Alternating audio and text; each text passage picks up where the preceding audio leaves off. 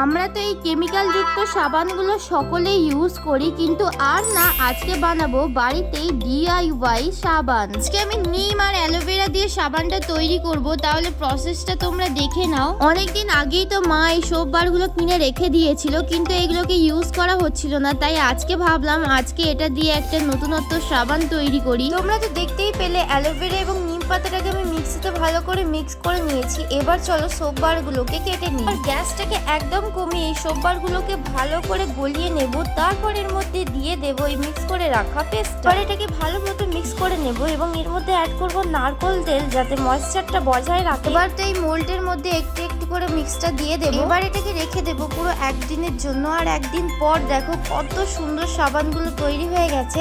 সামারে তো আমাদের বডিতে অনেক রকমের স্কিন প্রবলেম দেখা যায়, তো এই সাবানটা ইউজ করলে আশা করি কিছু হবে না। আজকের মতো আসি, দেখা হচ্ছে নতুন কোনো ভিডিওতে। তোমরা কে কে এটা ট্রাই করবে অবশ্যই জানিও। বাই।